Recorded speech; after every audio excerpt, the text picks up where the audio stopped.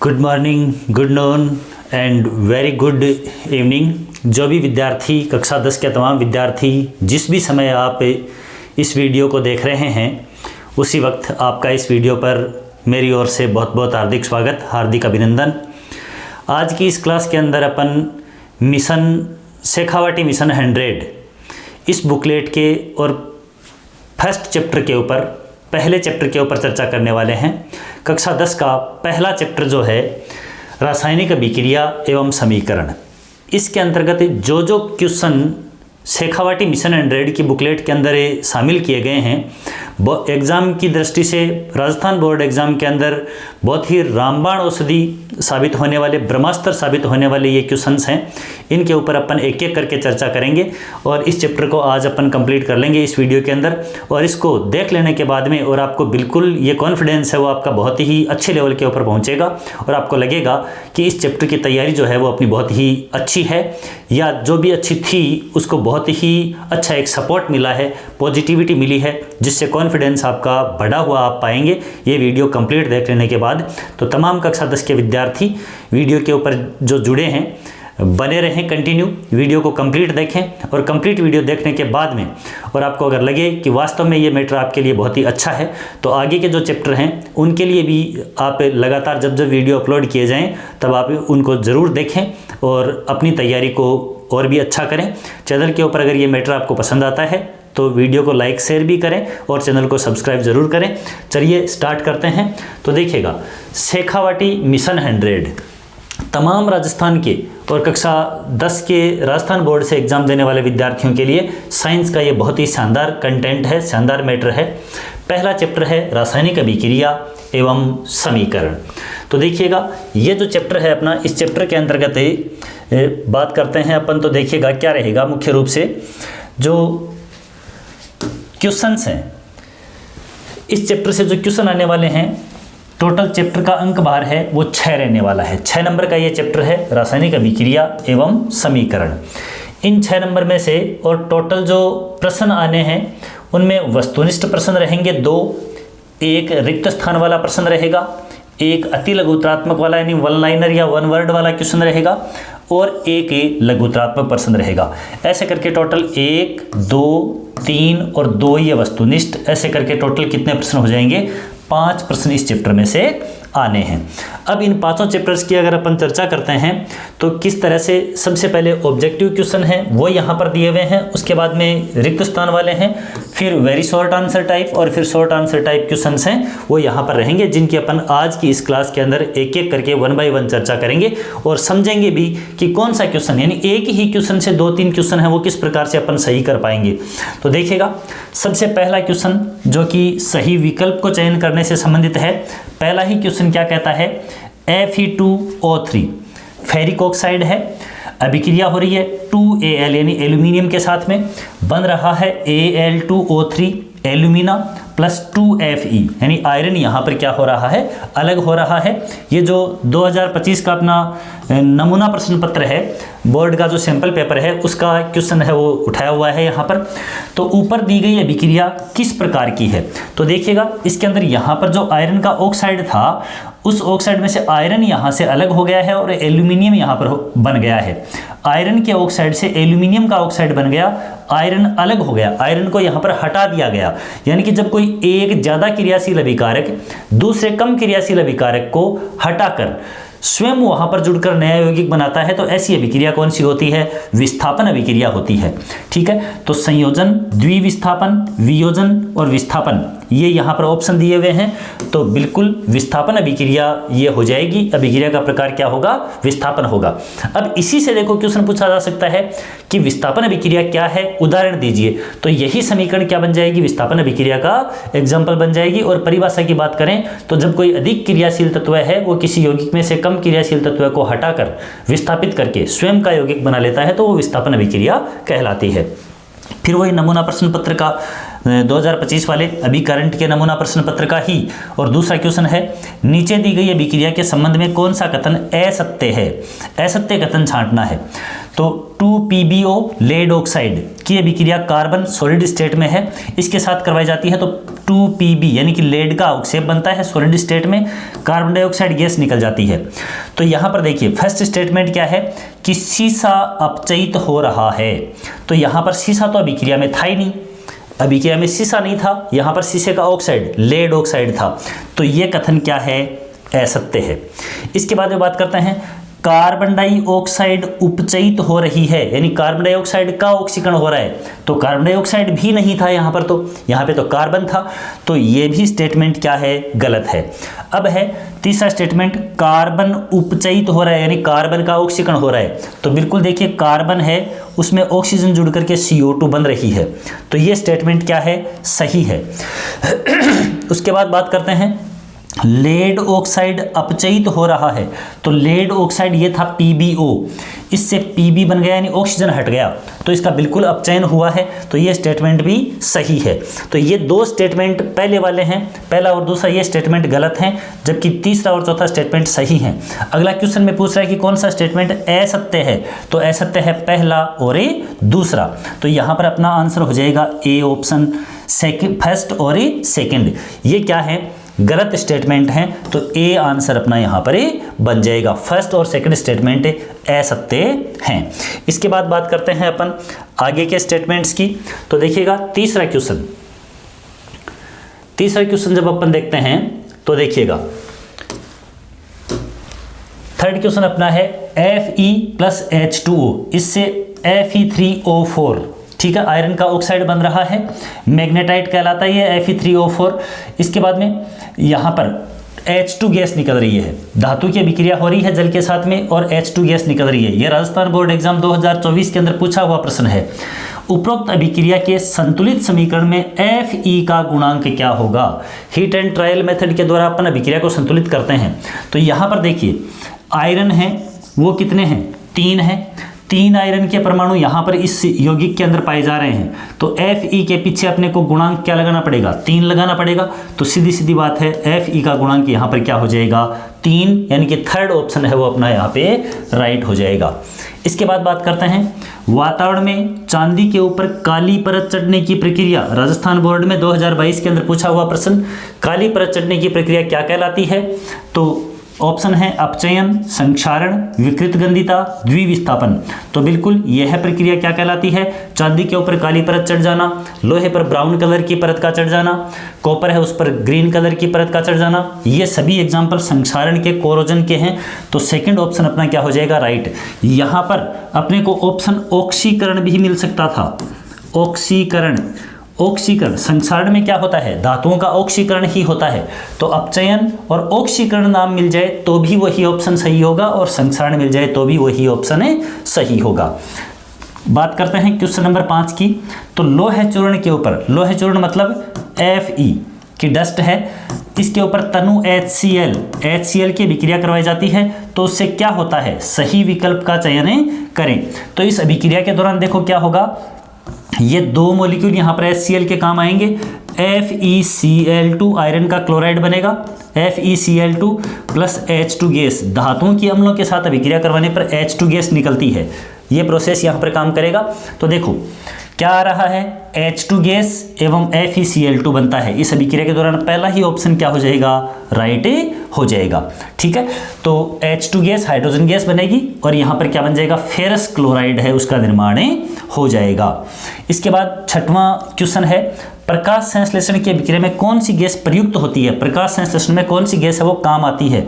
तो प्रकाश संश्लेषण, जड़ें हैं वो जल का अवशोषण करती हैं, पत्तियां कार्बन डाइऑक्साइड का अवशोषण करती हैं और फोटोसिंथेसिस की प्रक्रिया होती है। तो कौन सी गैस काम में आती है, CO2 गैस है वो प्रकाश संश्लेषण के अंदर काम में आती है। तो सेकंड ऑप्शन क्या हो जाएगा, राइट हो जाएगा।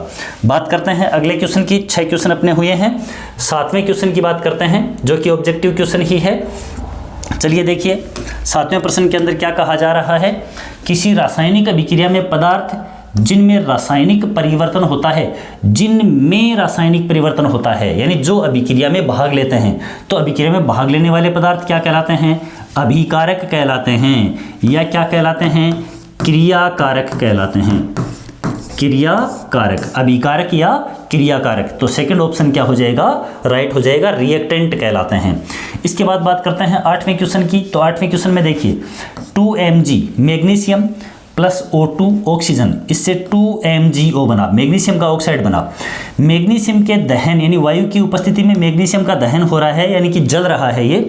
तो इसकी अभिक्रिया किस प्रकार की अभिक्रिया का उदाहरण है, किस प्रकार की अभिक्रिया का? तो देखो दो रिएक्टेंट हैं, उन्होंने रिएक्शन करी और एक कोई नया उत्पाद बना, इनके संयोग से बना। तो संयोग जहां पर होता है वो अभिक्रिया क्या कहलाती है, संयोजन अभिक्रिया या योगशील अभिक्रिया कहलाती है। तो वियोजन भी यहाँ नहीं हो रहा, किसी का विस्थापन भी यहाँ पर नहीं हो रहा है, तो ये एग्जाम्पल किसका होगा, संयोजन का होगा। इसी को अपन क्या कह सकते हैं, मैग्नीशियम के साथ में ऑक्सीजन ऐड हो रहा है, तो ये संयोजन तो है ही है। साथ में किस प्रकार का संयोजन हो रहा है, यहाँ पर मैग्नीशियम का ऑक्सीकरण हो रहा है, तो यह अभिक्रिया ऑक्सीकरण प्रकार की भी है। तो अपना जो यहाँ पर आंसर बन जाएगा थर्ड आंसर, यानी कि ये कौन सी अभिक्रिया है, संयोजन अभिक्रिया है। बात करते हैं आगे के क्वेश्चन की, क्वेश्चन नंबर 9 जो है। तो यहाँ देखिएगा पिछले वाले क्वेश्चन की ही व्याख्या करी हुई है। क्या कहते हैं व्याख्या के अंदर, देखिएगा कि यहाँ देखिए, यहाँ ये बर्नर के द्वारा और लो जलाई जा रही है, चिमटे के द्वारा। ये मैग्नीशियम रिबन है, उसको पकड़ा हुआ है मैग्नीशियम रिबन को, इसको जब जलाया जाता है तो ये यहाँ पर जो वाच ग्लास है, उस वाच ग्लास के अंदर यहाँ पर ये जो मैग्नीशियम ऑक्साइड की, मैग्नीशियम का ऑक्साइड है उसकी राख गिरती है, यानी कि मैग्नीशियम का फीता, इसको वायु की उपस्थिति के अंदर जलाया जाएगा तो 2 परमाणु यहाँ पर मैग्नीशियम के काम आएंगे और 2MgO मैग्नीशियम का ऑक्साइड बन जाएगा। अब देखो मैग्नीशियम रिबन यानी कि मैग्नीशियम धातु का वायु की उपस्थिति में दहन करवाया जाता है तो उत्पाद बनेगा मैग्नीशियम का ऑक्साइड। मैग्नीशियम का फीता या मैग्नीशियम रिबन है, उसका वायु में दहन करने पर वाच ग्लास के अंदर, यानी जो भी यहाँ पर अपन ने इंस्ट्रूमेंट जिसको इकट्ठा करने के लिए ले रखा है, में उत्पाद के रूप में मैग्नीशियम ऑक्साइड का श्वेत चूर्ण, सफेद डस्ट प्राप्त होती है। यह अभिक्रिया संयोजन अभिक्रिया है और संयोजन के साथ साथ मैग्नीशियम का यहाँ पर क्या हो रहा है, ऑक्सीकरण है, एवं यह ऑक्सीकरण अभिक्रिया का उदाहरण भी है। तो इस तरह से बिल्कुल व्याख्या दी हुई है, बहुत ही शानदार मैटर ये इसके अंदर कलेक्ट किया हुआ है, जो शेखावटी मिशन 100 नाम से बुकलेट छपी है उसके अंदर। तो इसका अध्ययन है वो सभी को करना चाहिए। इसके बाद अपन बात करते हैं 9वां क्वेश्चन है। तो 9वां क्वेश्चन देखिए क्या कहता है कि रासायनिक समीकरणों को संतुलित करने की सामान्य विधि को क्या कहते हैं। तो सामान्य तौर पर संतुलित करने के लिए जो विधि काम में ली जाती है वो विधि कौन सी है, heat and trial Vidhi, heat and trial method, ये काम में ली जाती है। विस्थापन और संयोजन ये अभिक्रियाओं के नाम हैं, संतुलित करने की विधियां नहीं हैं। हीट एंड ट्रायल मेथड के अंदर क्या किया जाता है, मुख्य रूप से जो भी अभिक्रिया है उसके अंदर अभिकारक और उत्पाद हैं, उनके पीछे उचित गुणांक लगाते हैं, गुणांक लगा करके और देखते हैं कि सारे परमाणु है वो संतुलित हो गए हैं कि नहीं हो गए हैं। अभिकारक और उत्पाद यानी कि क्रियाकारक और क्रियाफल, उनके अंदर परमाणुओं की संख्या है वो क्या रहनी चाहिए, बराबर रहनी चाहिए। ये हीट एंड ट्रायल मेथड का फॉर्मूला होता है। अब बात करते हैं अपन सेकंड टाइप के रिक्त स्थान प्रकार के जो प्रश्न हैं उनकी। तो लेड नाइट्रेट PbNO3 जो है कि उसमें वियोजन के दौरान प्राप्त नाइट्रोजन युक्त गैस का नाम बताइए। नाइट्रोजन युक्त गैस नाइट्रोजन डाइऑक्साइड, कौन सी गैस प्राप्त होती है, नाइट्रोजन डाइऑक्साइड है वो प्राप्त होती है। ठीक है, तो मुख्य रूप से जब लेड नाइट्रेट का उसमें वियोजन किया जाएगा तो देखो PbNO3, ठीक है, NO3 माइनस है, तो यहाँ पर जब इनकी अभिक्रिया करवाई जाएगी लेड नाइट्रेट की, Pb2+ होता है तो यहाँ पर अपन क्या लगा देंगे, 2 लगा देंगे, अभिक्रिया होगी तो PbO, ठीक है, और प्लस क्या निकलेगी, NO2 गैस है वो यहाँ पर ही निकलेगी। ये इसको समीकरण को संतुलित करेंगे तो संतुलित करने के दौरान यहाँ पर इसके पीछे है वो अपन क्या लगा देंगे, नाइट्रोजन 2 मॉलिक्यूल हैं 2 लगाएंगे, तो इस प्रकार से ये समीकरण है वो कंप्लीट संतुलित होगी और NO2 गैस है वो निकलेगी। साथ के अंदर इसमें ऑक्सीजन वगैरह, नाइट्रोजन की अदर गैसेज वगैरह हैं वो भी निकलती हैं। तो यह अभिक्रिया इस प्रकार से बन जाएगी, या अपन यूँ कह सकते हैं कि इसके अंदर अदर नाइट्रोजन ट्राइऑक्साइड वगैरह, डाइऑक्साइड वगैरह निकलती हैं। मेन यहाँ पर निकलने वाली जो गैस होती है वो कौन सी होती है, लेड नाइट्रेट के वियोजन से प्राप्त होने वाली नाइट्रोजन युक्त गैस है वो कौन सी है, नाइट्रोजन डाइऑक्साइड है। इसके बाद में बात करते हैं अपन आगे। तो चूना पत्थर कैल्शियम कार्बोनेट, जिसको संगमरमर के नाम से भी जाना जाता है, संगमरमर भी इसी को कहा जाता है, चूना पत्थर को ही, कैल्शियम कार्बोनेट को ही कहा जाता है। इसके उष्मीय वियोजन से कौन सी गैस निकलती है, तो देखिएगा CaCO3 कैल्शियम कार्बोनेट प्लस यहाँ पर इसको जब उष्मीय वियोजन इसका करवाया जाएगा तो CaO, ठीक है, जिसको बिना बुझा हुआ चूना कहते हैं, और साथ में क्या निकलेगी, CO2 गैस निकलेगी। तो कैल्शियम ऑक्साइड और CO2 कार्बन डाइऑक्साइड गैस यहाँ पर मुख्य रूप से निकलेगी। इसके बाद बात करते हैं, चौथा क्वेश्चन है रिक्त स्थान वाला। तो तांबे के ऊपर हरी परत चढ़ना, ये देखो वातावरण में चांदी पर काली परत चढ़ने की प्रक्रिया, ये यहाँ पर ऑब्जेक्टिव में दे दी, संक्षारण कहलाती है। यहाँ पर तांबे के ऊपर हरी रंग का परत चढ़ना, ये भी किसका एग्जाम्पल है, संक्षारण का, यानी कि कोरोजन का ही एग्जाम्पल है। ठीक है, तो ये इस तरह से अपन इसको जो ब्लैंक है उसको कंप्लीट करेंगे।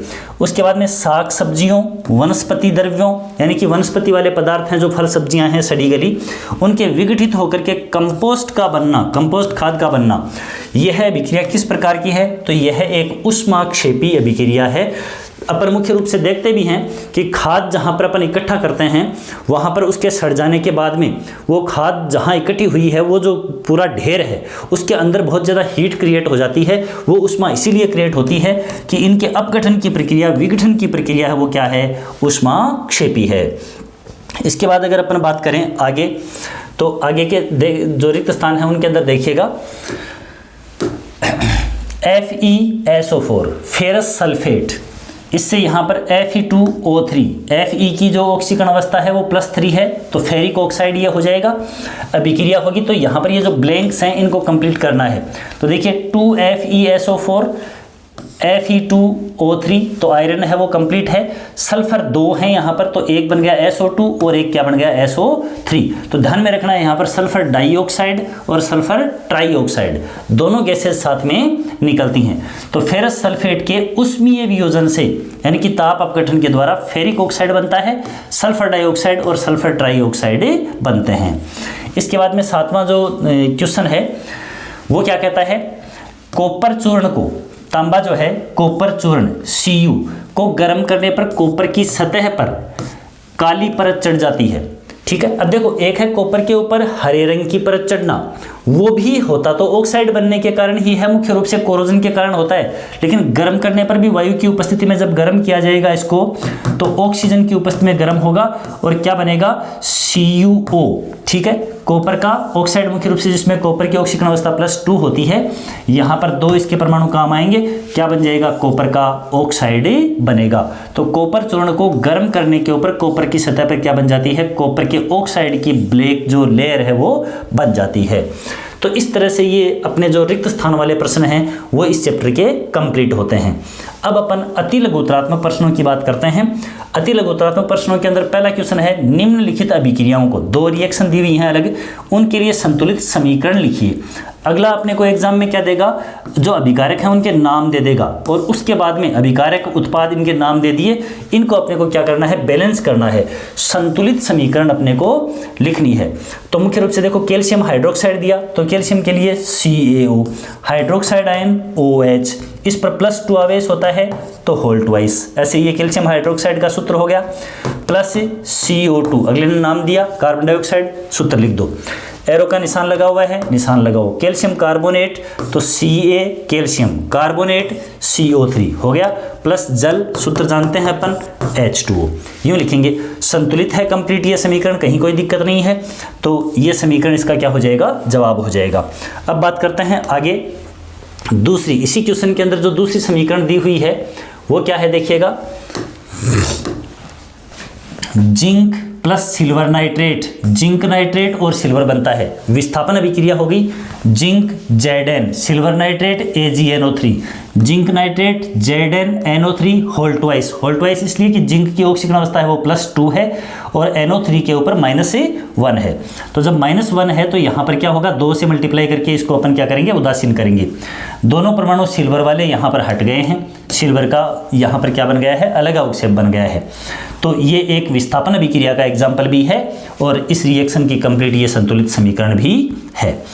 अब यहाँ पर एक क्वेश्चन और दिया जा रहा है, कॉपर का ऑक्साइड सेकंड ऑक्सीकरण अवस्था, सेकंड ऑक्सीकरण, देखो कॉपर के 2 ऑक्साइड होते हैं, एक होता है CuO और एक होता है Cu2O। तो Cu2O में तो कॉपर की ऑक्सीकरण अवस्था होती है +1 और CuO में होती है +2, यानी कि तो 2 ऑक्सीकरण अवस्था। यहाँ अगला सेकंड दे रहा है, इसका मतलब 2 ऑक्सीकरण अवस्था वाला CuO काम में लेना है। इस पर हाइड्रोजन की रिएक्शन करवाई अपन ने, तो कॉपर बनेगा और जल बनेगा। तो सब कुछ दिया हुआ है। उपरोक्त शब्द समीकरण यानी कि जो अपन ने अभिकारकों और उत्पादों के नाम लिखे हुए हैं उसकी संतुलित समीकरण लिखनी है। तो कॉपर का ऑक्साइड CuO, हाइड्रोजन अणु का संकेत H2, कॉपर Cu, जल H2O। अब H2, अब संतुलित की बात करते हैं। तो देखिए कॉपर इधर 1 है, इधर भी 1 हो गया, हाइड्रोजन इधर 2 है, यहाँ भी 2 है, ऑक्सीजन इधर भी। तो ऑलरेडी ये क्या है, बैलेंस रिएक्शन ही है। राजस्थान बोर्ड एग्जाम 2024 के अंदर पूछा हुआ प्रश्न है। आगे बात करते हैं अपन, देखिएगा तीसरे क्वेश्चन की, जो short answer type, very short answer type question है। कॉपर के कॉपर ऑक्साइड में उपचयन, कॉपर के कॉपर ऑक्साइड में उपचयन, ये है कॉपर अपने पास। यहाँ बात करता हूँ कॉपर Cu, इसके कॉपर ऑक्साइड में उपचयन का मतलब ऑक्सीकरण। कॉपर के ऑक्साइड CuO में प्रदर्शन के लिए व्यवस्थित उपकरण, केवल उपकरण चित्र बनाना है यहाँ पर राजस्थान बोर्ड एग्जाम 2024 के अंदर। तो देखिए यहाँ से एक तिपाई स्टैंड लगा दिया, इसके ऊपर एक जाली रखी हुई है, ये प्रयोगात्मक चित्र है। यहाँ पर एक चाइना डिश रखी, इसके अंदर कॉपर डस्ट, कॉपर चूर्ण रख दिया यहाँ पर, ये कॉपर चूर्ण।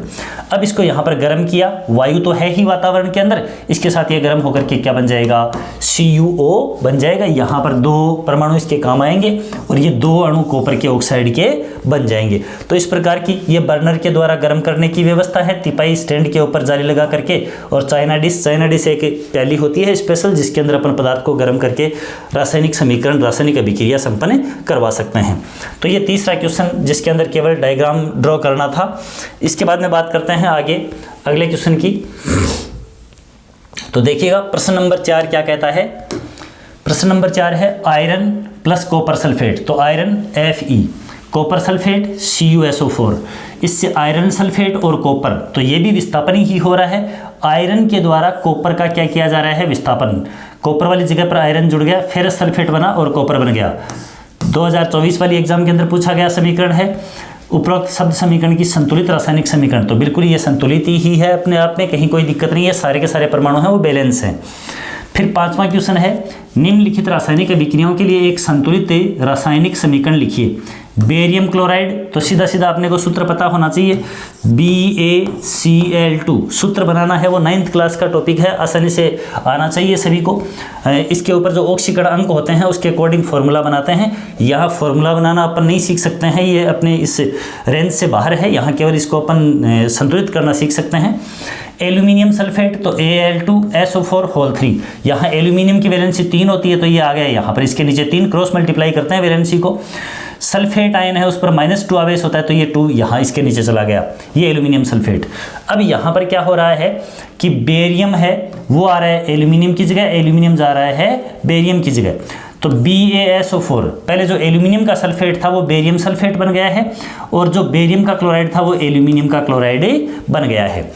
अब इस समीकरण को संतुलित करना है, तो अपन मुख्य रूप से जब देखेंगे, यहाँ देखिएगा बेरियम क्लोराइड प्लस Al2SO4 ठीक है, और इससे बन रहा है BaSO4 प्लस AlCl3, ये समीकरण है।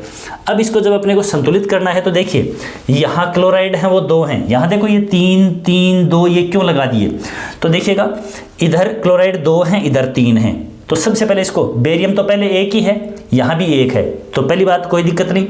अब अपन चलते हैं क्लोराइड के ऊपर, तो यहाँ 2 हैं, यहाँ 3 हैं। जब संख्याएं ऐसी हों कि डायरेक्ट बैलेंस गुणांक लगा के नहीं किया जा सके, तो गुणांक क्रॉस लगाएंगे। जैसे यहाँ पर 2 हैं, तो इसके पीछे लगा दो 2, यहाँ नीचे 3 थे, तो यहाँ इसके पीछे लगा दो 3। अब देखो ये 3 दूनी 6 हो गए, और यहाँ पर 2 तिया 6 हो गए, क्लोराइड है वो बैलेंस हो गए। अब बात करते हैं बेरियम की, तो यहाँ बेरियम वापस 3 हो गए, तो इसके पीछे भी अपन ने क्या लगा दिया, 3 लगा दिया। बस अब जो अभिक्रिया है उसमें देखिएगा सल्फेट यहाँ पर कितने बन गए हैं, सल्फेट ये पीछे जब अपन ने 3 लगा रखा है तो 3 सल्फेट आयन बन गए हैं, तो यहाँ पर ऑलरेडी सल्फेट आयन है वो 3 लिए हुए थे।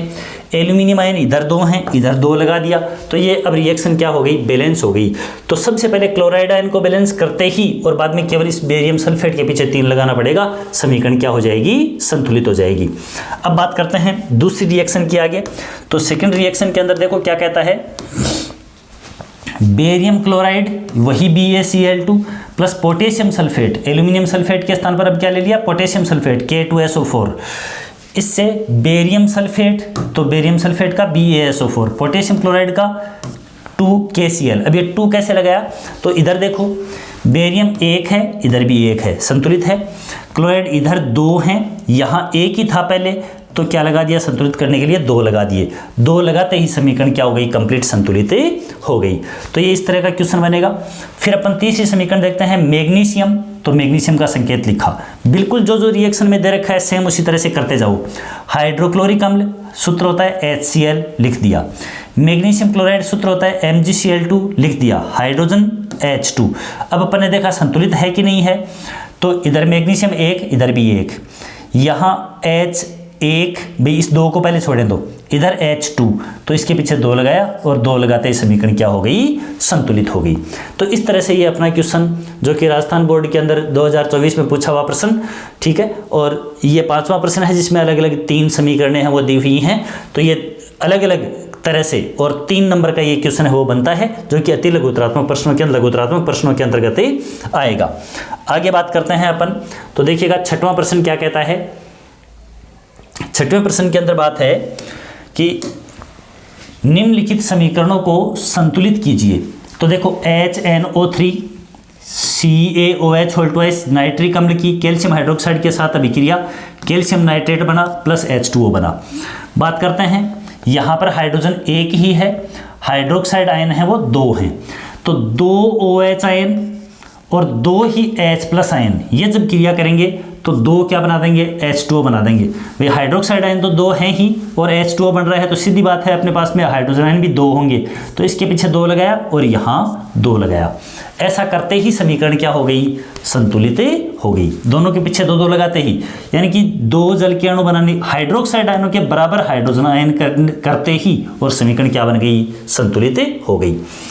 इसके बाद बात करते हैं कंकाली समीकरण किसे कहते हैं। तो कंकाली समीकरण के अंदर केवल अभिकारक और उत्पाद, जैसे अपन ये देख रहे हैं, ये नाम लिखा हुआ है, यह समीकरण क्या है, कंकाली समीकरण ही है, यानी जिसमें अभिकारकों के नाम और उत्पादों के नाम लिखे हुए होते हैं, बीच में एरो का निशान, और अगर 1 से अधिक उत्पाद हैं तो उनके बीच में प्लस, और अभिकारक तो 1 से अधिक होंगे ही होंगे, हालांकि ताप अपघटन वगैरह के अंदर 1 भी होगा, तो 1 से अधिक अभिकारक और उत्पाद हैं तो उनके बीच में प्लस का निशान लगाएंगे ही लगाएंगे। जब अभिकारकों व उत्पादों को रासायनिक सूत्र के रूप में लिखकर रासायनिक समीकरण के रूप में प्रदर्शित किया जाता है, संतुलित नहीं होती है वो, तो ऐसा समीकरण है वो क्या कहलाता है, कंकाली समीकरण कहलाता है। और बाद में जब उसमें हिट एंड ट्रायल मेथड से उचित गुणांक लगा देते हैं तब वो क्या बन जाती है, संतुलित समीकरण बन जाती है। अब क्वेश्चन पूछा जा रहा है 8वां क्वेश्चन, वायु में जलाने से पहले मैग्नीशियम रिबन को साफ क्यों किया जाता है।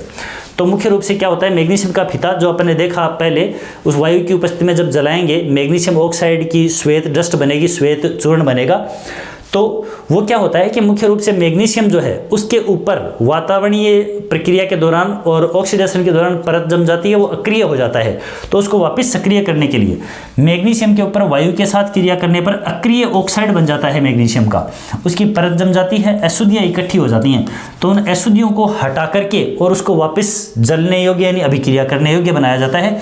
इस कारण इसे क्या करते हैं, साफ किया जाता है, जो रेगमाल होता है उससे रगड़ करके साफ किया जाता है। आगे बात करते हैं 9वें क्वेश्चन की। तो 9वां क्वेश्चन देखिए क्या है,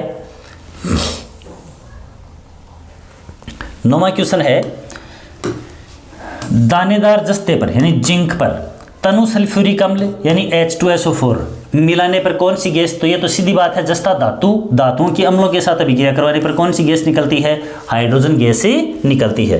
तो Zn प्लस H2SO4, H2 को यहाँ से हटा दिया गया, विस्थापित हो गई, ZnSO4 बन गया। विस्थापन अभिक्रिया का एग्जाम्पल भी इसको अपन कह सकते हैं। यहाँ देख रहे हैं ये पूरा, ये यहाँ पर तनु सल्फ्यूरिक अम्ल भरा हुआ था, उसमें जो ही दानेदार जस्ता यानी कि जिंक की डस्ट इसके अंदर डाली गई, जिंक का चूर्ण इसमें डाला गया, अभिक्रिया हुई, अभिक्रिया होकर के ये कौन सी गैस है, H2 गैस है वो बाहर निकलती है, कांच की नली की सहायता से H2 गैस है वो बाहर निकले जाती है। तो कौन सी गैस बनती है, H2 गैस है वो मुक्ति होती है, हाइड्रोजन गैस मुक्ति होती है। आगे बात करते हैं, अगला क्वेश्चन है क्वेश्चन नंबर 10। क्या कहता है, देखो, कोयले के दहन से, तो कोयले में क्या होता है, कार्बन, दहन किसमें, वायु की उपस्थिति के अंदर, किस प्रकार की अभिक्रिया का उदाहरण है, तो कार्बन डाइऑक्साइड बनेगी, और संयोजन अभिक्रिया का उदाहरण है, या इसको अपन क्या कह सकते हैं, ये ऑक्सीकरण भी है। ये संयोजन किस प्रकार का है, ऑक्सीकरण भी है, कार्बन का ऑक्सीकरण यहाँ पर हो रहा है। इसके बाद में संयोजन अभिक्रिया के 2 उदाहरण दीजिए। राजस्थान बोर्ड की 2015 में, 16 में, 23 में बार बार पूछा हुआ प्रश्न, संयोजन अभिक्रिया, वियोजन अभिक्रिया। तो ऐसी अभिक्रिया जिसमें 2 या 2 से अधिक अभिकारक मिलकर एकल उत्पाद यानी एक बड़े उत्पाद का संयुक्त उत्पाद का निर्माण करते हैं, संयोजन अभिक्रिया कहलाती है। जैसे कैल्शियम ऑक्साइड बिना बुझा हुआ चूना होता है, जो कि कैल्शियम कार्बोनेट के अपघटन से बनता है, इसकी अभिक्रिया जल से करवाएंगे। देखो सीधी सीधी बात है कि ये बिना बुझा हुआ चूना है, पानी डालते ही क्या हो जाएगा, बुझ जाएगा, यूँ मान लेंगे अपन, ठीक है। तो कैल्शियम हाइड्रोक्साइड बना यहाँ पर CaOH2, जो लिक्विड कंडीशन के अंदर है, बुझा हुआ चूना यहाँ पर ये कहलाएगा। ये बुझा हुआ चूना, ये बिना बुझा हुआ चूना, CaO कैल्शियम ऑक्साइड। तो यहाँ पर ये कैल्शियम ऑक्साइड पानी मिलाया बीकर के अंदर, तो क्या होगा, मुख्य रूप से कैल्शियम हाइड्रोक्साइड का निर्माण हो जाएगा। ये मुख्य रूप से अपने वो जब कली वगैरह सफ़ेदी की जाती है मकानों के ऊपर, तो यही होता है, बिना बुझा हुआ चूना होता है, कैल्शियम ऑक्साइड पानी में डालते ही उष्माक्षेपीय अभिक्रिया होती है, कैल्शियम हाइड्रोक्साइड बनता है और उसको मकानों के ऊपर पूत दिया जाता है। तो यह प्रोसेस यहाँ पर रहती है संयोजन अभिक्रिया के दौरान। तो जल के साथ कैल्शियम ऑक्साइड की अभिक्रिया हो रही है यहाँ पर।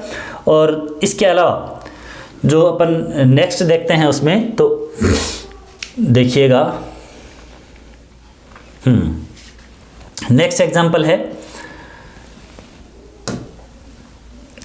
नेक्स्ट एग्जाम्पल की बात करते हैं। तो हाइड्रोजन H2 + O2, इन दोनों के संयोग से, हाइड्रोजन और ऑक्सीजन के संयोग से क्या बनता है, H2O बनता है, जल बनता है। तो ये भी एक संयोजन अभिक्रिया का ही एग्जाम्पल है। क्वेश्चन अपना संयोजन अभिक्रिया के एग्जाम्पल थे, तो ये भी संयोजन अभिक्रिया का एग्जाम्पल ही है। इसके बाद बात करते हैं, अगला क्वेश्चन है क्वेश्चन नंबर 12। उष्माक्षेपी रासायनिक अभिक्रिया किसे कहते हैं, उदाहरण सहित समझाइए। तो उष्माक्षेपी अभिक्रिया वो है जिसमें क्या होगी, अभिक्रिया होने के दौरान उष्मा उत्सर्जित होगी, वो उष्माक्षेपी अभिक्रिया है। तो देखिए, ऐसी रासायनिक अभिक्रिया जिसमें उत्पाद निर्माण के साथ उष्मा भी उत्पन्न होती है, उष्मा उत्सर्जित होती है, उष्माक्षेपी रासायनिक अभिक्रिया कहलाती है। बोर्ड एग्जाम 2022 में पूछा हुआ प्रश्न, एग्जाम्पल की देखें तो प्राकृतिक गैस का दहन, प्राकृतिक गैस यहाँ पर ये मेथेन CH4 प्राकृतिक गैस का मुख्य घटक होता है। वायु की उपस्थिति में जब जलेगा, कार्बन डाइऑक्साइड और जल निकलेगा, साथ में क्या निकलेगी, ऊर्जा।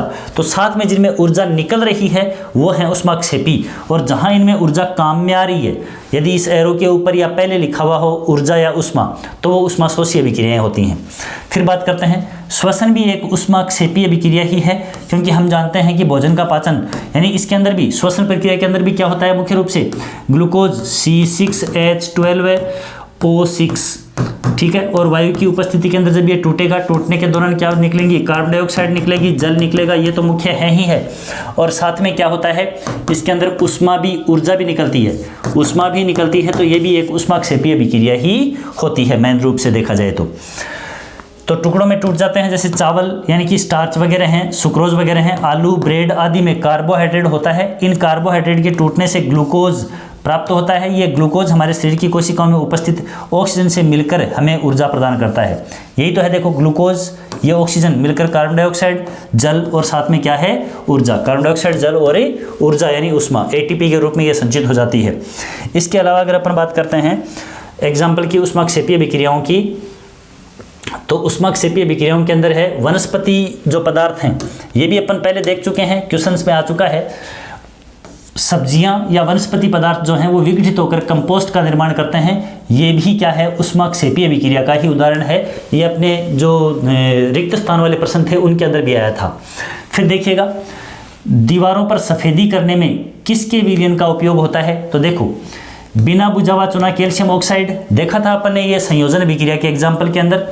तो जल जब इसमें मिलाया जाएगा तो कैल्शियम हाइड्रोक्साइड बुझा हुआ चूना बनेगा।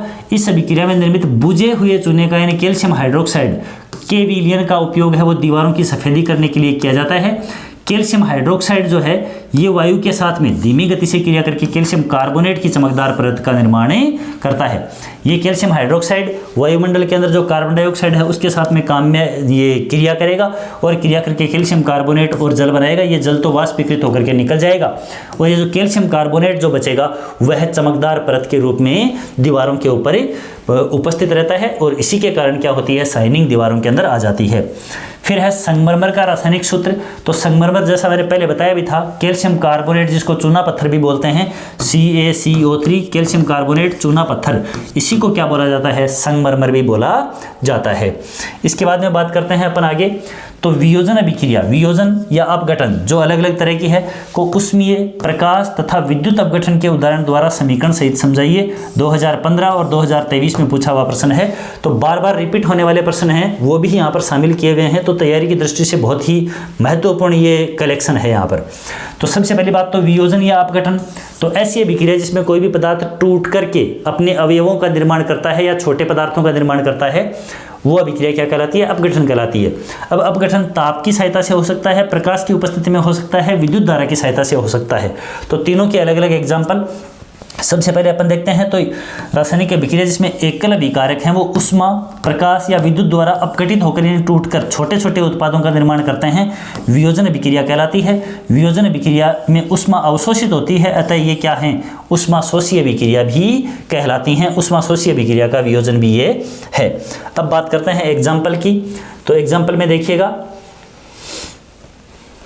सबसे पहले उष्मीय वियोजन यानी कि ताप अपघटन। तो फेरस सल्फेट है, उष्मा हीट के द्वारा इनको जब गर्म किया जाएगा इसको, तो ये आयरन का ऑक्साइड, ठीक है, सल्फर डाइऑक्साइड और सल्फर ट्राइऑक्साइड, ये अभिक्रिया पहले भी आ चुकी है, ताप अपघटन के अंतर्गत, संतुलन करने वाली अभिक्रियाओं के अंतर्गत भी था। तो फेरस सल्फेट का ताप अपघटन करवाने पर फेरिक ऑक्साइड बनता है, सल्फर का डाइऑक्साइड और ट्राइऑक्साइड दोनों बनते हैं। यहाँ पर ये अभिक्रिया है जिसमें फेरस सल्फेट डाला हुआ है गर्म करने के ऊपर, और ये गैस को धीमे से अपनी नाक की ओर मोड़ करके इसकी सुगंध ली हुई है अलग, ठीक है। तो ये एक प्रयोग है जिसको दिखाया हुआ है ताकि याद रह सके आराम से। फेरस सल्फेट को गर्म करने पर फेरिक ऑक्साइड है, फेरस सल्फेट है, ये सॉरी सल्फर डाइऑक्साइड है और ये सल्फर ट्राइऑक्साइड है। फेरस सल्फेट का तो वियोजन हो ही रहा है। कैल्शियम कार्बोनेट का उसमें वियोजन, तो कैल्शियम ऑक्साइड बिना बुझा हुआ चूना और कार्बन डाइऑक्साइड बनती ही है, और इसी का उपयोग सीमेंट निर्माण के अंदर भी होता है। चूना पत्थर है उसका उपयोग सीमेंट निर्माण के अंदर भी किया जाता है। तो ये अपना वियोजन अभिक्रियाओं के अंदर ताप वियोजन या उष्मीय वियोजन के एग्जाम्पल हैं। इसके बाद में देखते हैं, यहाँ पे देखिए ये विद्युत अपघटन है, एक ये भी ताप अपघटन का ही एग्जाम्पल है। ताप अपघटन के अंदर ये lead nitrate PbNO3 whole twice, ये भी अपन ने देखा था। लेड नाइट्रेट के वियोजन से कौन सी गैस निकलती है, ऑब्जेक्टिव टाइप ये क्वेश्चन था, रिक्त स्थान वालों के अंदर भी था। तो कौन सी गैस है, नाइट्रोजन युक्त गैस। लेड नाइट्रेट के उष्मीय वियोजन या ताप वियोजन के द्वारा कौन सी नाइट्रोजन युक्त गैस निकलती है, तो NO2 निकलती है। दोनों गैसें कौन कौन सी निकलती हैं, तो ऑक्सीजन गैस भी निकलती है और नाइट्रोजन डाइऑक्साइड भी निकलती है। लेकिन अगले ने क्वेश्चन पूछा नाइट्रोजन युक्त गैस कौन सी थी, ये था अपना पहला क्वेश्चन जो था इससे पहले। तो ये नाइट्रोजन डाइऑक्साइड NO2 और PbO का निर्माण यहाँ पर ही हो जाता है। लेड का ऑक्साइड है उसका निर्माण हो जाता है। ये यहाँ पर डायग्राम दिया हुआ है, बर्नर के द्वारा परख नली के अंदर यहाँ पर लेड नाइट्रेट लिया, गर्म करेंगे तो यहाँ पर जो गैस निकलेंगी वो NO2 गैस निकलेगी और ऑक्सीजन गैस ही निकलेगी। ब्राउन कलर की जो गैस निकलती है वो यहाँ पर नाइट्रोजन डाइऑक्साइड होती है। फिर विद्युत अपघटन की बात करते हैं।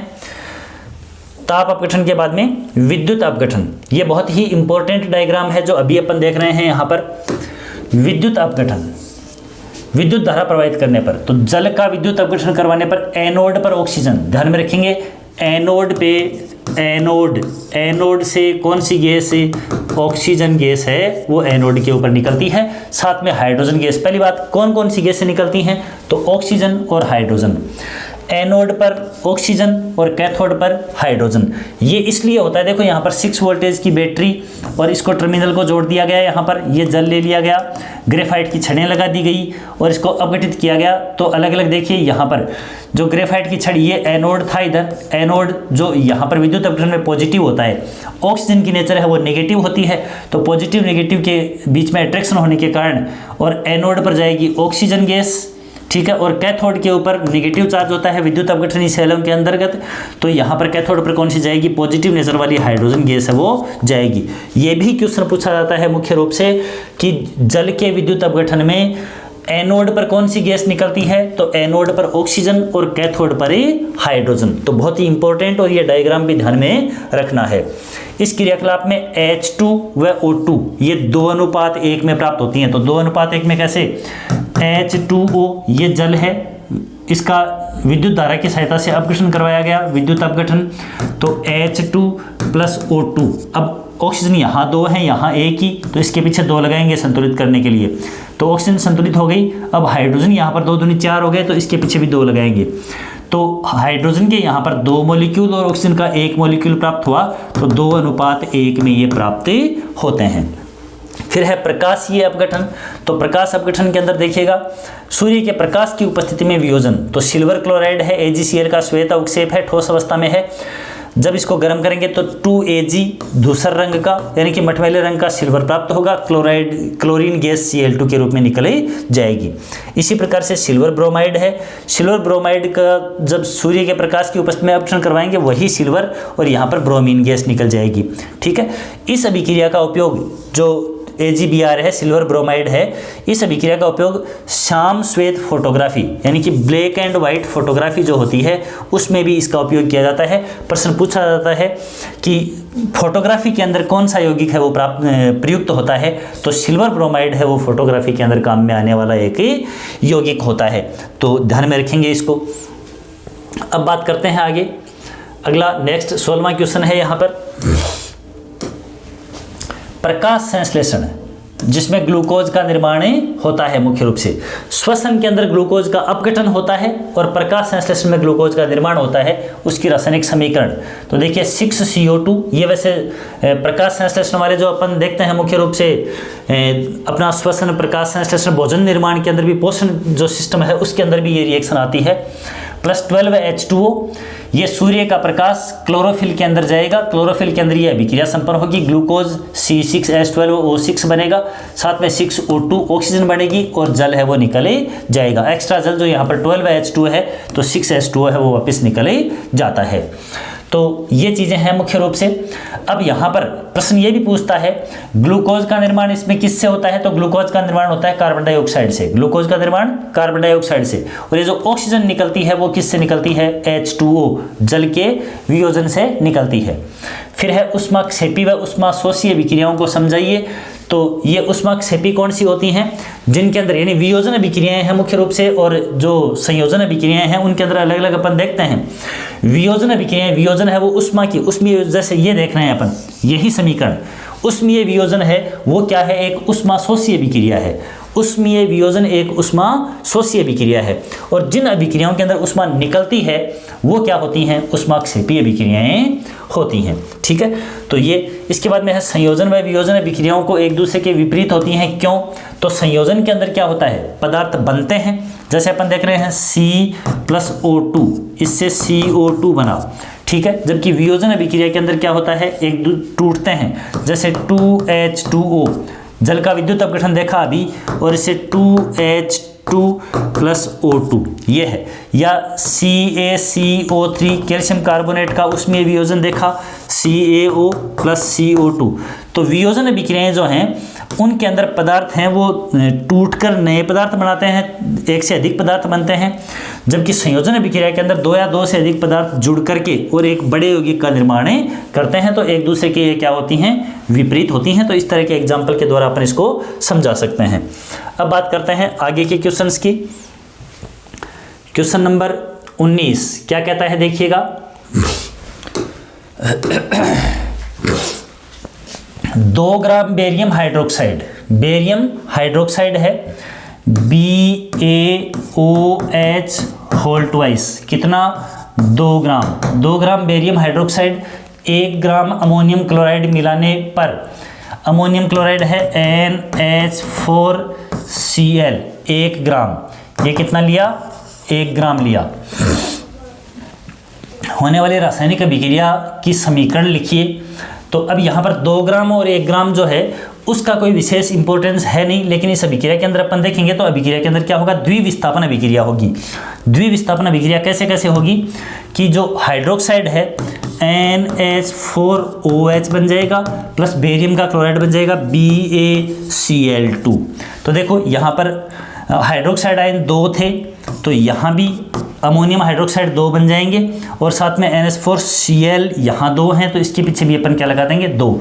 तो ये देखो समीकरण बन गई, barium hydroxide BaOH whole twice, NH4Cl 2 molecule लिए, NH4OH के 2 मॉलिक्यूल निकल गए और बेरियम क्लोराइड का 1 मॉलिक्यूल यहाँ पर ही निकल गया। तो ये अभिक्रिया होगी। अब कह रहे हैं कि एवं उष्माक्षेपी या उष्माशोषी में से कौन सी अभिक्रिया ये मुख्य रूप से होगी। तो यहाँ ये जो अभिक्रिया हो रही है मुख्य रूप से, तो इनके अंदर विनिमय की अभिक्रिया हो रही है। वैसे तो इसके अंदर उसमें ये मतलब ताप अपघटन वगैरह ऐसा कुछ नहीं है, लेकिन कोई भी अभिक्रिया जब अपने आप संपन्न हो रही है तो अपने आप संपन्न हो रही है तब तो क्या होता है कि उसके अंदर जो उष्मीय परिवर्तन है वो क्या रहता है, ऋणात्मक रहता है। लेकिन यहाँ पर अपन देखेंगे कि ऋणात्मक का मतलब ये उष्मा लेकर के क्या करेंगे, अभिक्रिया करेंगे। तो ये अभिक्रिया क्या होगी, उष्माशोषी होगी। यदि ये वियोजन होता, ठीक है, वियोजन होता तो अभिक्रिया के अंदर मुख्य रूप से तो भी अभिक्रिया क्या होती, उष्माशोषी होती। संयोजन अगर होता तो संयोजन अभिक्रिया क्या होती हैं, उष्माक्षेपी होती हैं। तो इस तरह की जो रिएक्शन है तो ये बेरियम हाइड्रोक्साइड और अमोनियम क्लोराइड के एक्सचेंज की रिएक्शन है वो क्या रहेगी, उष्माशोषी प्रकार की अभिक्रिया रहेगी। अब बात करते हैं विस्थापन अभिक्रिया को समझाइए। तो विस्थापन भी ऑलरेडी अपन देख चुके हैं कि जब एक अधिक क्रियाशील पदार्थ है, वो अधिक क्रियाशील धातु है, वो दूसरे यौगिक में से कम क्रियाशील पदार्थ को या धातु को हटा देता है और नया यौगिक बनाता है, तो वो क्या कहलाती है, विस्थापन अभिक्रिया कहलाती है। ऐसी रासायनिक अभिक्रिया जिसमें अधिक क्रियाशील यानी कि सक्रिय तत्व या धातु कह सकते हैं, कम सक्रिय तत्व को उसके यौगिक से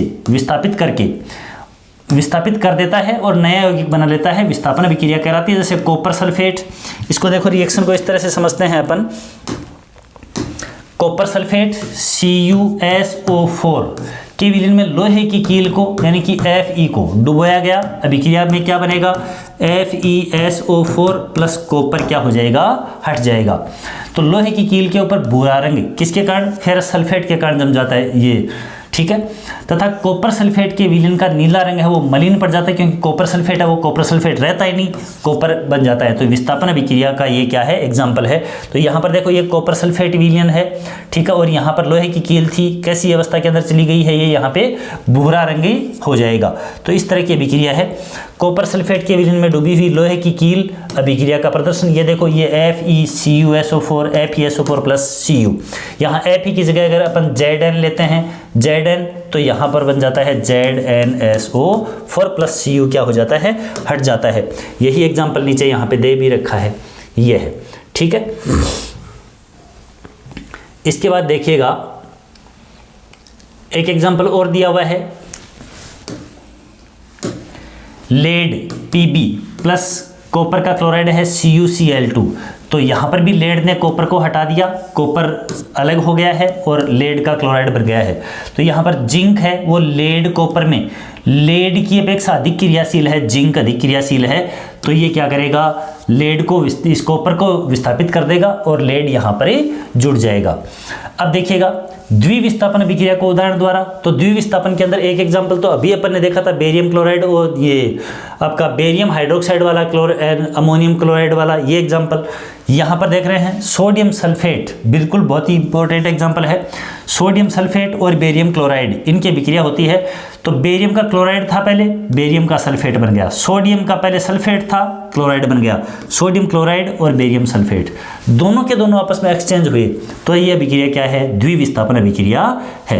वे अभिक्रियाएं जिनमें अभिकारकों के बीच आयनों का आदान प्रदान होता है, ठीक है। ये एक विस्थापन थी, एक विस्थापन या केवल विस्थापन जिसमें एक ही तत्व ने और इसको हटा दिया, बस इतना भर हुआ। जबकि यहाँ पर दोनों ने एक दूसरे को हटाया और दो नए प्रोडक्ट बनाए। ये lead nitrate plus potassium iodide की अभिक्रिया हुई। लेड नाइट्रेट था, पोटेशियम आयोडाइड था। लेड नाइट्रेट से लेड का तो आयोडाइड बन गया, और पोटेशियम आयोडाइड था उसके स्थान पर पोटेशियम का क्या बन गया, नाइट्रेट बन गया। तो ये क्या है, एक द्विविस्थापन अभिक्रिया है, बहुत ही इंपॉर्टेंट रिएक्शन है ये है। अब बात करते हैं अवक्षेपण अभिक्रिया किसे कहते हैं। तो जब अपन अभिक्रिया करवाते हैं और अभिक्रिया में कोई भी पदार्थ नीचे जम जाता है अवक्षेप के रूप में, तो वो क्या कहलाती है, अवक्षेपण अभिक्रिया कहलाती है। तो ऐसी रासायनिक अभिक्रिया द्विविस्थापन अभिक्रिया जिसमें अवक्षेप का निर्माण होता है नीचे, जो जल में अविलय रहता है, तो ऐसी अभिक्रिया अवक्षेपण अभिक्रिया कहलाती है। जैसे ये सोडियम सल्फेट, यही समीकरण, और बेरियम क्लोराइड की अभिक्रिया करवाते हैं तो बेरियम सल्फेट का अवक्षेप बनता है और सोडियम क्लोराइड पानी में घुला हुआ रह जाता है। इसी प्रकार से एल्यूमिनियम सल्फेट और बेरियम क्लोराइड की रिएक्शन करवाते हैं तो यहाँ पर एल्यूमिनियम क्लोराइड है और बेरियम सल्फेट है, तो बेरियम सल्फेट का अविलयशील क्या बनता है, अवक्षेप यहाँ पर बनता है। तो यह समीकरण हो जाएंगी, अवक्षेपण अभिक्रिया के एग्जाम्पल के अंतर्गत आ जाएंगी। अवक्षेपण भी, या इन दोनों ही एग्जाम्पल्स को अपन द्विविस्थापन अभिक्रिया के एग्जाम्पल में भी ले सकते हैं। इसके बाद बात करते हैं कि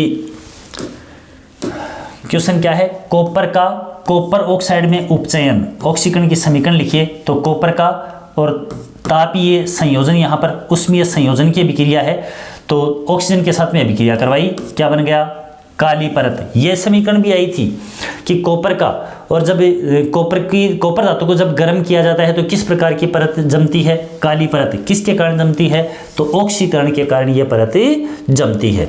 ठीक है, इसके बाद में अपन बात करते हैं नेक्स्ट क्वेश्चंस की। क्वेश्चन नंबर 23 ये हो गया। 24 नंबर क्वेश्चन देखिएगा।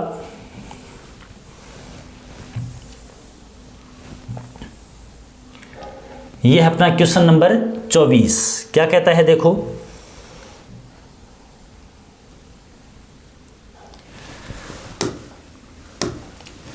CuO कॉपर का oxide plus H2 hydrogen gas, इससे कॉपर बन गया, H2O बन गया। ठीक है, अभिक्रिया में किस पदार्थ का ऑक्सीकरण हुआ, तो ऑक्सीकरण हुआ यहां पर इस हाइड्रोजन गैस का। वह अपचयन किसका हुआ, तो अपचयन हुआ कॉपर के ऑक्साइड का। इस प्रकार की अभिक्रिया का एक अन्य उदाहरण दीजिए। ठीक है, एक अदर एग्जाम्पल, तो ये देखो, ये एग्जाम्पल है ZnO zinc oxide plus carbon. अब इसमें से जिंक ऑक्साइड में से ऑक्सीजन हटी, केवल जिंक बन गया, तो इसका तो हुआ अपचयन। मैंने यहाँ पर बताया इसका अपचयन हुआ, तो यहाँ पर इस ऑक्साइड में से ऑक्सीजन का हटना क्या है, ऑक्सीजन का हटना ही अपचयन है। कार्बन में ऑक्सीजन जुड़ी और कार्बन मोनोऑक्साइड बन गया, तो यह यहाँ से यहाँ गया। यह है एग्जाम्पल किसका, ऑक्सीकरण का। ये किसका एग्जाम्पल है, ऑक्सीकरण का। और ये एग्जाम्पल है वो किसका है, अपचयन का एग्जाम्पल है। ठीक है, ये राजस्थान बोर्ड एग्जाम 2016, 17, 23 में पूछा हुआ प्रश्न है। उपचयन यानी ऑक्सीकरण अभिक्रिया को उदाहरण सहित समझाइए, अपचयन अभिक्रिया को उदाहरण सहित समझाइए। तो इनके अंदर ऑक्सीकरण भी हो रहा है, अपचयन भी हो रहा है। ये एज एक रेडॉक्स अभिक्रिया है। रेडॉक्स उसको बोलते हैं जिसमें ऑक्सीकरण और अपचयन दोनों साथ साथ हो रहे होते हैं। तो यहाँ पर ऑक्सीजन की कमी हुई, ये हुआ अपचयन। यहाँ भी ऑक्सीजन की कमी हुई, ये हुआ अपचयन। यहाँ ऑक्सीजन जुड़ा तो ये हुआ ऑक्सीकरण, यहाँ भी ऑक्सीजन जुड़ा तो ये हुआ ऑक्सीकरण। तो इस तरह की ये समीकरण थी। इसके बाद में बात करते हैं अपन नेक्स्ट क्वेश्चन की। क्वेश्चन नंबर 25 क्या कहता है देखो, रेडॉक्स अभिक्रिया यानी उपचयन और अपचयन किसे कहते हैं, ऐसी अभिक्रिया जिसमें एक अभिकारक उपचयित यानी ऑक्सीकरण हो रहा होता है और दूसरा अभिकारक अपचयित यानी उसका अपचयन रिडक्शन हो रहा होता है, वो रेडॉक्स अभिक्रिया कहलाती है। ये समीकरण जो हैं, ये समीकरण अपने देखी जिंक ऑक्साइड वाले देखी, यहाँ पर मैग्नीज के ऑक्साइड वाली MnO2 से HCl के साथ अभिक्रिया करवा रहे हैं। तो ये सभी अभिक्रियाएं हैं वो किस तरह की हैं, रेडॉक्स अभिक्रियाएं हैं जिनके अंदर ऑक्सीकरण और अपचयन है दोनों साथ साथ ही हो रहे हैं। आगे देखिएगा क्वेश्चन नंबर 26, निम्न अभिक्रियाओं में उपचयित व अपचयित पदार्थों की पहचान कीजिए। यानी किसका ऑक्सीकरण, उपचयन का मतलब है ऑक्सीकरण और अपचयन का मतलब यह है अपचयन है ही। यहाँ देखो सोडियम के साथ ऑक्सीजन जुड़ा तो ऑक्सीकरण, उपचयन किसका हुआ, यहाँ पर सोडियम का हुआ, और अपचयन किसका हुआ, ऑक्सीजन का हुआ।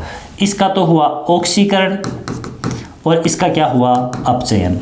यहाँ पर कैल्शियम, ये कॉपर का ऑक्साइड है, इससे ऑक्सीजन हट गई तो यहाँ से यहाँ, ये तो हुआ अपचयन, और यहाँ हाइड्रोजन में ऑक्सीजन जुड़ गई तो ये हुआ उपचयन। उपचयन कह सकते हो या ऑक्सीकरण कह सकते हो। देखो यहाँ पर अदर ये यहाँ देखो समझाया हुआ है, इसका आंसर जो व्याख्या है, सोडियम प्लस ऑक्सीजन, इस अभिक्रिया में सोडियम है वो उपचयित, उपचयित मतलब ऑक्सीकरण हो रहा है। यहाँ पर ये देखो कॉपर ऑक्साइड का अपचयन, यही अपने लिखा, ये अपचयन, और यहाँ हाइड्रोजन उपचयित, उपचयित मतलब ऑक्सीकरण, उपचयन। ठीक है, इस तरह से ये होगा। नेक्स्ट क्वेश्चन की बात करते हैं, देखिएगा क्या कहता है नेक्स्ट प्रश्न 27 नंबर। 27 नंबर का जो प्रश्न है वो यहाँ पे देखिएगा, एक भूरे रंग का चमकदार तत्व X को वायु की उपस्थिति में गर्म करने पर वह काले रंग का हो जाता है। भूरे रंग का पदार्थ है और वो काले रंग का हो जाता है। तो देखो काले रंग की परत किसके ऊपर चढ़ती है, ये चीज मुख्य रूप से अपने को देखनी है गर्म करने के ऊपर। तो गर्म करने पर कॉपर का ऑक्साइड बनने पर तापन, ये अभिक्रिया देख कर के आए हुए हैं अपन। तो कॉपर तत्व एक अक्ष है जिसको वायु की उपस्थिति में गर्म करने पर वह काले रंग का हो जाता है। तो काले रंग की परत कॉपर ऑक्साइड की चढ़ जाती है। इस तत्व एक्स एवं काले रंग के यौगिक के नाम बताइए। तो एक्स का नाम तो हो जाएगा कॉपर, और ये काले रंग का पदार्थ क्या हो जाएगा, कॉपर का ऑक्साइड। कॉपर सेकेंड ऑक्साइड जिसके अंदर ऑक्सीजन की -2 और कॉपर की +2, तो ऑक्सीकरण अवस्था +2 है, इसलिए ये सेकंड लिखा जाता है बीच में। कॉपर भूरे रंग के चमकदार तत्व होता है जो कि वायु की उपस्थिति में गर्म करने पर यह काले रंग के कॉपर ऑक्साइड में बदले जाता है। फिर 28वां प्रश्न है, संक्षारण या जंग लगने की प्रक्रिया क्या है, उदाहरण सहित समझाइए। तो जब कोई भी धातु अपने आसपास अम्ल, आर्द्रता यानी कि नमी आदि के संपर्क में आती है तब ये संक्षारित हो जाती है, मतलब क्षय हो जाता है इसका, और उसके ऊपर रंगीन परत चढ़ जाती है। इस प्रक्रिया को संक्षारण या जंग लगना कहते हैं। लोहे के ऊपर जंग लगना जिसमें ऑक्साइड बनते हैं और ब्राउन कलर की परत चढ़ जाती है। चांदी के ऊपर काली परत का निर्माण होता है। तांबे के ऊपर हरे रंग की परत जम जाती है। ये तीनों ही एग्जाम्पल हैं वो किसके हैं, जंग लगने के यानी कि संक्षारण के ही हैं। संक्षारण के कारण ढांचे यानी कि मुख्य रूप से जो कार के ढांचे हैं उनके जो मुख्य रूप से जहाँ भी आयरन प्रयुक्त हो रहा है, पुल वगैरह हैं, लोहे की रेलिंग है, जहाज वगैरह उनके धातु हैं, वो विशेषकर जो कि लोहे की बनी हुई हों उनको बहुत ही क्षति होती है। लोहे का संक्षारण एक गंभीर समस्या है, इसलिए लोहे की वस्तुओं को हम जंग से बचाने के लिए क्या करते हैं, पेंट करते हैं। पेंट करना या फिर उनके ऊपर ऑयल या ग्रीस लगा देना, चिकना पदार्थ लगा देना ताकि वायु के संपर्क में वो नहीं आए, उनका ऑक्सीडेशन नहीं हो। या फिर अपन कह सकते हैं उनके ऊपर कोई कवरिंग लगा देना, प्लास्टिक का आवरण वगैरह चढ़ा देना या किसी धातु की परत चढ़ा देना, उसके ऊपर लेपन कर देना। ये जंग लगने से बचाने यानी संक्षारण से बचाने के तरीके होते हैं अलग अलग। फिर है विकृत गंधिता क्या है, उदाहरण सहित समझाइए। तो विकृत गंधिता मतलब गंध का चेंज हो जाना, स्मेल चेंज हो जाना। वसायुक्त तेलीय खाद्य सामग्री जो होती है वो लंबे समय तक रखा रहने पर उपचयित यानी उसका ऑक्सीकरण हो जाता है। संक्षारण भी ऑक्सीकरण ही है और विकृत गंधिता भी ऑक्सीकरण ही है। होकर विकृत गंधी हो जाते हैं, गंध बदल जाती है, जिसके कारण उनका जो टेस्ट है, स्वाद और गंध बदल जाते हैं। प्राय तेलीय पदार्थ जो होते हैं वो वसायुक्त खाद्य सामग्रियों के उपचयन यानी ऑक्सीकरण को रोकने वाले पदार्थ यानी प्रति ऑक्सीकारक मिलाए जाते हैं। वायुरोधी बर्तनों के अंदर इन्हें पैकिंग करके इसको रखा जाता है ताकि उपचयन यानी ऑक्सीकरण कम हो जाए और लंबे समय तक ये बच सकें। इसी कारण चिप्स की थैलियाँ जो होती हैं जिसके अंदर मुख्य रूप से अपन तेलीय पदार्थ चिप्स वगैरह होती हैं उनको तेल के अंदर, मसाले के अंदर मिक्स करके और बाद में भरा जाता है उनको, तो उसको अक्रिय नाइट्रोजन गैस उसके अंदर भर करके, थैली के अंदर भर करके, पैकेट में भर करके उसको पैक करते हैं ताकि चिप्स का उपचयन न हो यानी उसका ऑक्सीकरण नहीं हो। नाइट्रोजन अक्रिय गैस होती है उसके कारण, तो ऑक्सीकरण नहीं होगा तो वो लंबे समय तक बची रहेगी, खराब नहीं होगी। फिर निम्न की रासायनिक समीकरणों को संतुलित कीजिए। तो यहाँ पर ये संतुलित समीकरणें ही लिखी हुई हैं। समीकरण इस तरह से लिख दी जाती है डायरेक्ट, जैसे NH3 दे दिया प्लस CuO दे दिया, CuN2 और H2O ऐसे लिख दिया जाता है। अब यहाँ पर अपन देखेंगे कि मुख्य रूप से जब देखा जाता है तो NH3 और हाइड्रोजन है वो यहाँ पर देखो 3 है।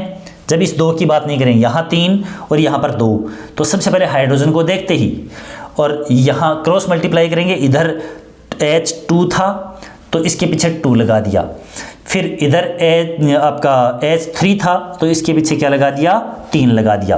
अब ऐसा करते ही इधर ऑक्सीजन है वो 3 हो गए, ऑक्सीजन 3 हो गए तो इसके पीछे 3 लगा दिया, फिर यहाँ कॉपर 3 हो गए तो इसके पीछे 3 लगा दिया। तो ये इस तरह से समीकरण है वो संतुलित बन जाती है। ये NaOH दिया हुआ होता है, 2 नहीं लिखा हुआ होता, plus H2SO4 Na2SO4 plus H2O ऐसे लिखा हुआ होता है। अब देखिएगा यहाँ जब Na2 है इस सूत्र में तो इसके पीछे 2 लगाना जरूरी हो गया, और यहाँ जब 2 है तो SO4 तो यहाँ भी एक था, यहाँ भी एक कंप्लीट ही है, लेकिन यहाँ हाइड्रोजन है वो 2 और ये 2 4 हो गए, तो इसके पीछे 4 करते ही ये 2 लगाना पड़ेगा, यहाँ पर अपने को संतुलित हो जाएगी। बेरियम क्लोराइड और H2SO4, बेरियम सल्फेट और HCl, तो यहाँ पर तो क्लोरीन 2 हैं, तो इसके पीछे अपने को 2 लगाना ही पड़ेगा और ये समीकरण क्या हो जाएगी, संतुलित हो जाएगी। तो इस तरह से आपका ये जो फर्स्ट चैप्टर है ये कंप्लीट होता है। इसके अंदर ये 30 प्रश्न हैं वो दिए हुए थे। इसके बाद में आगे सेकंड प्रश्न अम्ल क्षारक और लवण वाला है सेकंड चैप्टर।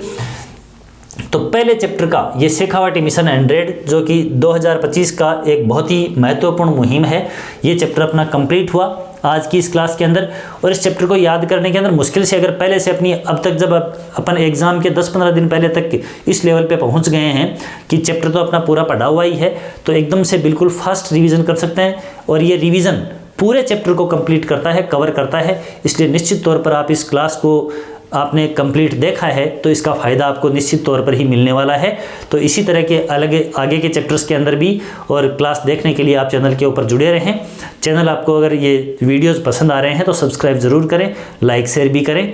मिलते हैं अगली एक और शानदार क्लास के अंदर। और शेखावाटी मिशन 100 इसका एग्ज़ाम के अंदर बिल्कुल 100% योगदान रहने वाला है, इस पर आप बिल्कुल 100% यकीन कर सकते हैं। तो मिलते हैं एक नए वीडियो के अंदर, तब तक अपनी तैयारी को सुचारू रूप से जारी रखिए। चैनल पर जुड़ने के लिए बहुत बहुत धन्यवाद।